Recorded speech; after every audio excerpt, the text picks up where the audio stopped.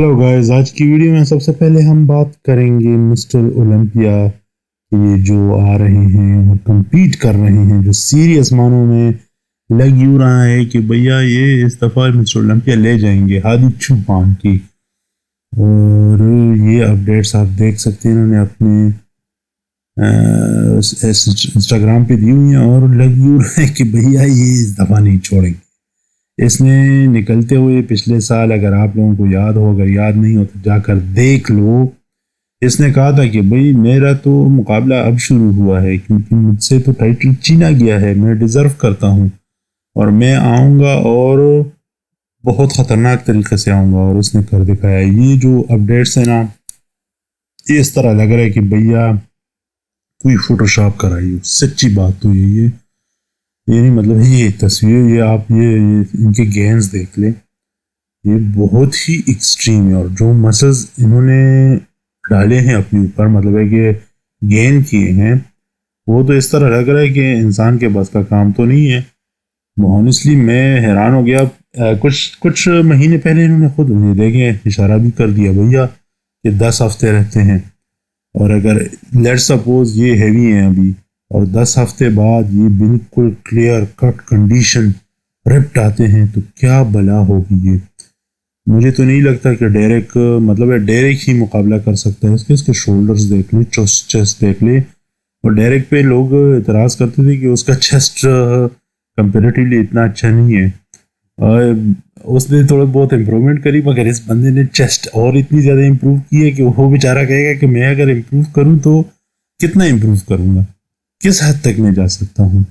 मगर इस बंदे ने तो कमाल ही कर दिया। देखते हैं कि ये डेरेक को कितना सख्त मतलब मुकाबला करते हैं उनका, और कितनी वो अपने आप को बचाते किस तरह हैं। टू बी ऑनेस्ट, ये आप देख सकते हैं, ये बड़ा सीरियस मुझे लग रहा है। और पिछले साल जब ये गुस्से में निकले थे और तस्वीरें भी नहीं खींची, और मतलब बहुत गुस्से में थे, और उस वक्त से लग रहा था, बल्कि उसने कहा था कि मेरे लिए तो अभी आराम कोई नहीं है, मैं तो जाऊंगा और मुकाबले के लिए दोबारा से, बल्कि मैंने जो मुकाबले की तैयारी अभी तक की है मिस्टर ओलंपिया तक की कंटिन्यू रखूंगा।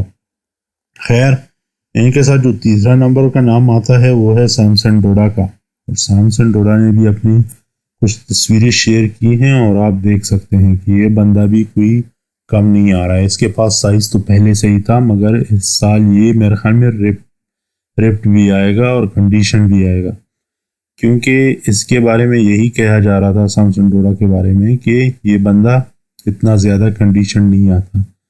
मगर इस साल मेरे ख्याल में इसने सही सोचा, और सोच विचार के बाद यही इन्होंने कंक्लूजन निकाली, जो कि सारी दुनिया ने निकाली थी, कि भाई थोड़ी सी अपनी कंडीशन पे वर्कआउट कर लो। इतनी मेहनत कर लेते हो, साइज गेन कर लेते हो, अगर कंडीशन अच्छी आ जाएगी तो डेफिनेटली आप ये मुकाबले में कहीं ना कहीं पर जाकर आप compete कर पाओगे। वरना तो फिर तीसरे, चौथे और पांचवी पोजीशन के लिए सारी उम्र तुम compete करते रहोगे। मगर जो भी हो, आजकल इनको कोच करे इनकी वाइफ, तो हम उनको क्रेडिट ही देंगे कि भाई उसने सोचा इनके साथ, और डेफिनेटली उसने पुश भी किया होगा कि कुछ करो, ये तो इस तरह तो नहीं हो सकता, जिस तरह कंडीशन तुम लेकर आते हो उसमें तो आप पांचवी पोजीशन से ऊपर, मुश्किल से पांचवी या तीसरे से ऊपर नहीं जा सकता।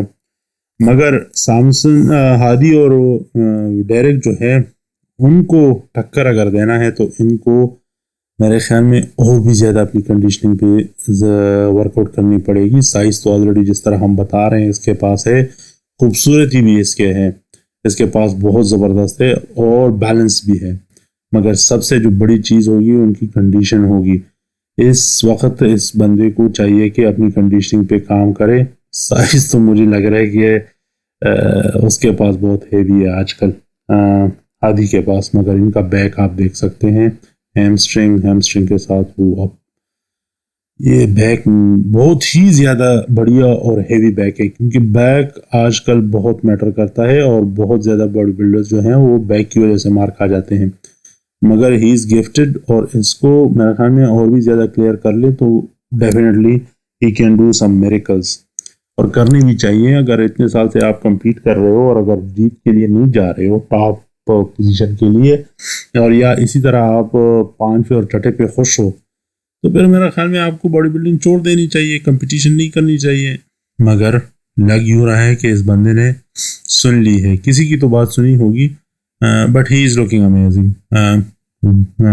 निक वॉकर भी है, मगर मुझे नहीं लगता कि निक वॉकर इस मरतबा कुछ ज़्यादा इम्पेक्ट कर जाएगा। जो हमने उनकी फ़िज़ीक देखी और जब इनकी फ़िज़ीक देखते हैं तो ये तो बिल्कुल ही लेवल ही अलग हो रहा है। हादी और डेरेक और सैमसन जो है, ये जो स्टैंडर्ड रख रहे हैं लोगों के सामने, मेरे ख्याल में निक वॉकर को इनका पीछे पीछे भागने में भी थोड़ा बहुत ज़्यादा स्टेमिना एक्स्ट्रा ज़रूरत होगी। इनको पकड़ना मुश्किल होगा इस साल। मगर वो भी कह रहा है कि भाई मैं अपसेट करने को तैयार हूँ। खैर देखते हैं कि क्या होता है, मगर मुझे सैमसन तीसरी पोजीशन पे नज़र आ रहे हैं इस साल। डेफिनेटली वो तीसरी पोजीशन को ये ले लेंगे, जो अभी तक मेरा अंदाज़ा है, और कुछ कोई अपसेट भी हो सकता है। उसके बाद हम बात करेंगे वेस्ली वेसर की, और ये बंदा मेरे ख्याल में इस मरतबा डेफिनेटली कोशिश कर रहा है कि सी बम को बहुत तगड़ा किस्म का एक मुकाबला दे। मगर बात कुछ यूँ है कि ये आया उसको सख्त मुकाबला दे सकेंगे या नहीं। साइज़ तो इन्होंने जो अपर बॉडी है, इन पे जो इनको साइज़ है वो तो गेन कर ली है, क्योंकि इनके पास मार्जिन काफ़ी ज़्यादा है और काफ़ी अच्छी भी लग रहे हैं। बहुत ज़बरदस्त बैग बना ली है, और साइज़ मैं तो इम्प्रेस्ड हूँ to be honest. Upper body से इनके पिछले व्लॉग में भी हमने आपको बताया था कि इनके अपर बॉडी पे जो इन्होंने साइज़ गेन किया है वो इनक्रेडिबल है, बहुत ही ज़बरदस्त है। मगर कंपैरेटिवली सी बम के कंपैरिजन में अगर हम देखेंगे तो इनको और भी ज़्यादा साइज़ की ज़रूरत है, इससे काम नहीं चलेगा मेरे ख्याल में। वो is too mature for him, और यही एक बात है जो इनको मेरे ख्याल में ज़्यादा मुश्किलात में डालेगी, क्योंकि उनकी फ़िज़ीक काफ़ी ज़बरदस्त है सी बम की। अलबत्ता जो दूसरे हैं ओर्स और डेरन, उन दोनों को ये पीछे छोड़ सकते हैं। ये है इनके इस साल जो इन्होंने एक दो कंपटीशन के आर्नल्ड क्लासिक, उनसे कुछ तस्वीरें हैं, कुछ वीडियोस हैं, आप देख सकते हैं। बहुत ही ज़बरदस्त फिज़ीक है। रोमनडिनियो को हराया था इन्होंने और ओर्स को हराया था दोनों मुकाबलों में।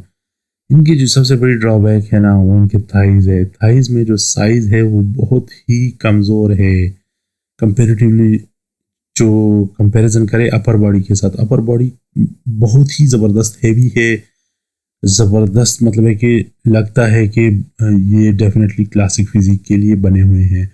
बट देन जब आप नीचे देखते हो इनके थाइज़ को, तो काफ़ी मतलब है कि लगता है, थोड़ा सा अफसोस होता है कि इस पे भी उतना ही मेहनत कर लेते तो क्या ज़बरदस्त बात होती। मगर लग कुछ यूँ रहा है कि इन जो आफ्टर आर्नल्ड क्लासिक इन्होंने अपनी थाइस पे तो काम किया हुआ है, मगर वो इतने कमज़ोर है अपर बॉडी को लेकर कि जितना इनको एक आध साल लगेगा इसको बैलेंस करने में। और आप लोगों को याद भी होगा और डेफिनेटली देखते भी होंगे कि सी बम के जो थाइज़ हैं और अपर बॉडी है वो बहुत ही बैलेंस्ड है, बहुत ही हैवी है।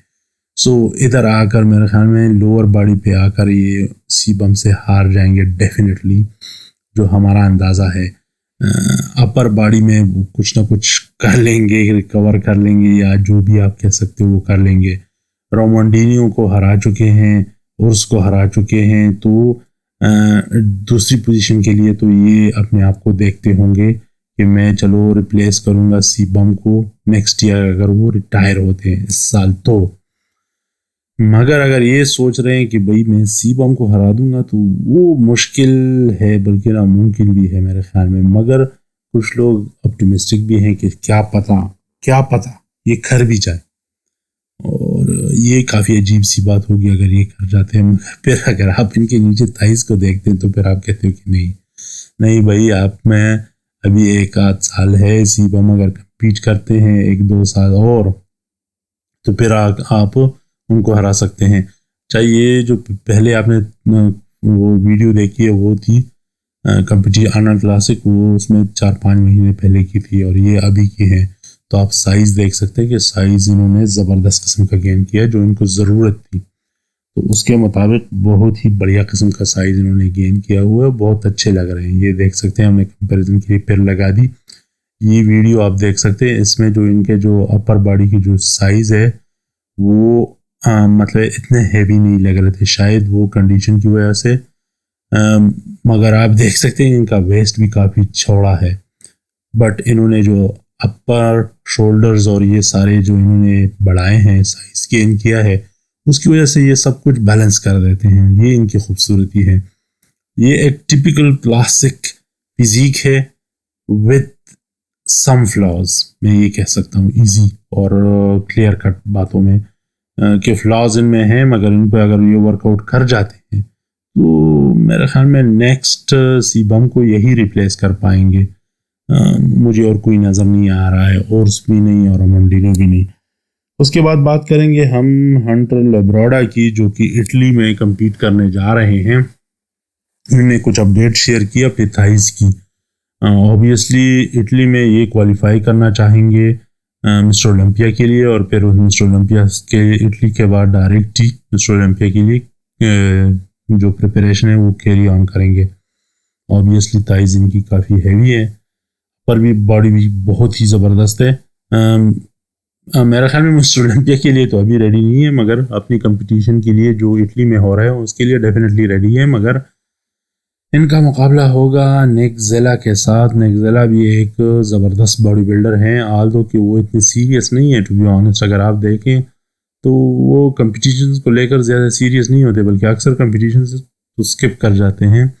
तो मुझे नहीं लगता कि वो इटली आएंगे, मेरे अपने एक्सपीरियंस कहता है, और जो उनका पास्ट है उसके मुताबिक देखते हुए मुझे नहीं लगता कि वो आएंगे। बट लेट सपोज वो आ भी जाते हैं तो मेरे ख्याल में हंटर लेब्राडा को रेडी होना चाहिए इन एनी केस, और ये मेरे ख्याल में रेडी होंगे भी। आप इनके हैमस्ट्रिंग्स देख सकते हैं, और ये इस तरह समझ लें कि मिस्टर ओलंपिया से अभी 10 हफ्ते इनके रहते हैं, तो स्टिल ये अभी इतने क्लियर हैं, तो मिस्टर ओलंपिया में ये क्या करेंगे। और ये टॉप 5 टॉप 10 में तो डेफिनेटली आते हैं, और डेफिनेटली इस दफ़ा कोशिश भी करेंगे। मगर इस दफ़ा मेरे ख्याल में मुकाबला बहुत सख्त होने वाला है, इजी नहीं होगा। ऐसे आप लाइट लेकर और ऐसी जाकर कंपटीशन जीत जाए, ये इस दफ़ा नहीं होने वाला है। इस दफ़ा कुछ एक्स्ट्रा आपको करना पड़ेगा। आदि चुपान एक्स्ट्रा कर रहा है, डेरेक एक्स्ट्रा कर रहा है, सैमसन एक्स्ट्रा कर रहा है, तो आप लोगों को तो करना ही होगा। ये तो नहीं है कि आप कोई हलवा खाने आए हो।